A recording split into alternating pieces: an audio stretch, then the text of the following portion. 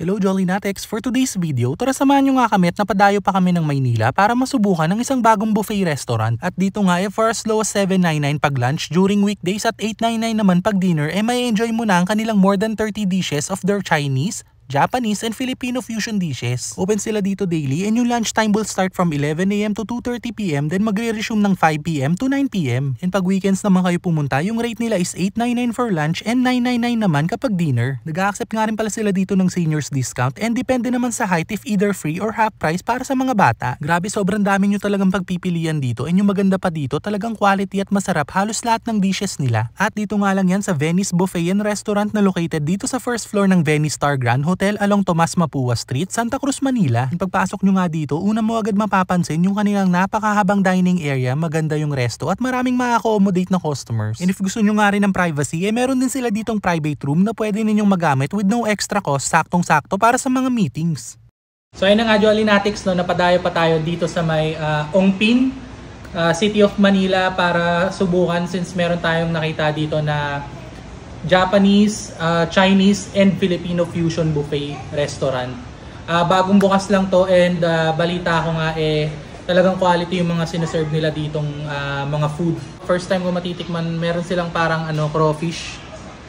And so sa TikTok ko lang to nakikita pero ngayon matitikman natin kung ano yung lasa nito. Meron sila ditong shrimp, tikman natin to.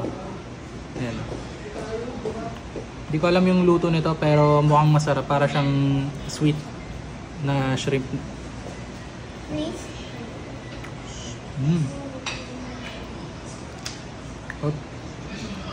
Ito parang lechong kawali.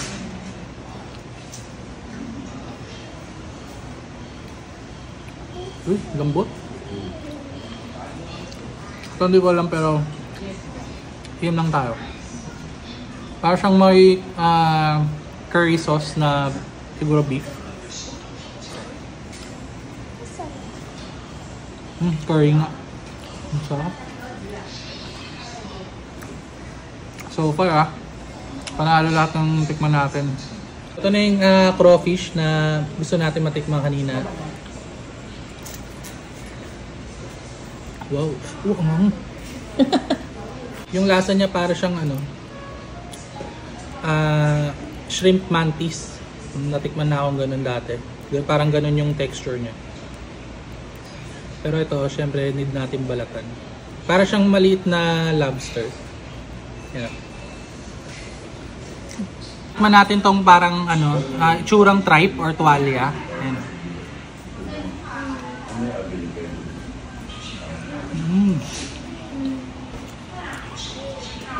Yung lasa niya parang bopis.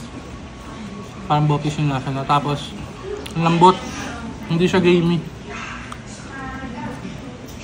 Try naman natin yung mga Japanese dishes nila dito. So, meron tayo ditong tuna sashimi. Iba't ibang klase ng sushi and maki. Tuna sashimi.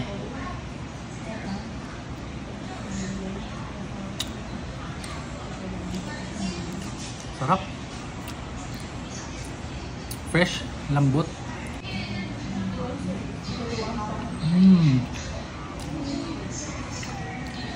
Sarap. Ayan.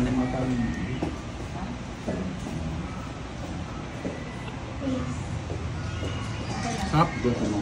Try naman natin yung kanilang Taiwanese sausage.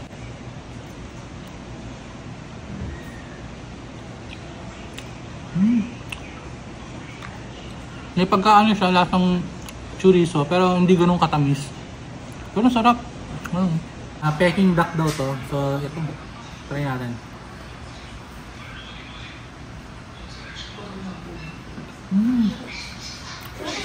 Linamnam. Sarap oh. Pili natin tong Chinese tofu. Sabi ng asawa ko masarap daw.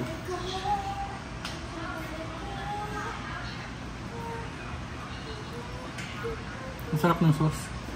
Stir fry noodles. Ayan, tikman natin.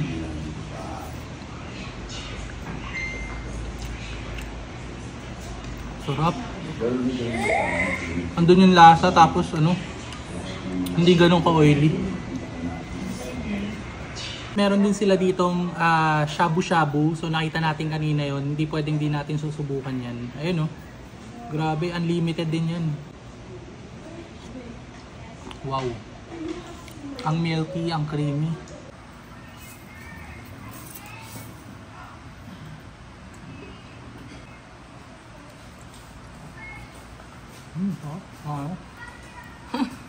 Kasama na rin sa buffet nila dito, only drinks, merong soft drinks, merong mga juices and coffee. Pero yung mga beer dito, may ano siya, a la carte siya. Kumbaga may separate pay, bayad siya. Pero yan unlimited to. May ligay sa soft drinks. Tapos Jolly Natics ito, meron din sila ditong homemade ice cream for dessert. Kanina pa namin to nilalantakan pero gusto ko lang i-share sa inyo to. Sobrang thick, tapos hindi siya ganong katamisan. Ayun galing.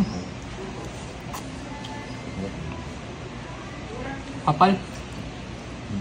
Para siyang gelato, parang ganun. There you go, Jolly Natics. Enjoyin muna namin to. Ang dami na naming natikman, pero marami pa kaming titikman. And kung ako sa inyo, dayo na rin kayo dito kung magawi kayo ng bandang Umpin dito sa Maynila. Or di naman dayuhin nyo na. Personally kasi sulit talaga yung dayo nyo dito kasi lahat ng sinuserve nila dito sa buffet hindi lang masabing may buffet pero quality rin talaga lahat halos. So ano pa hinihintay nyo? Punta na kayo dito and ubusin ko muna to.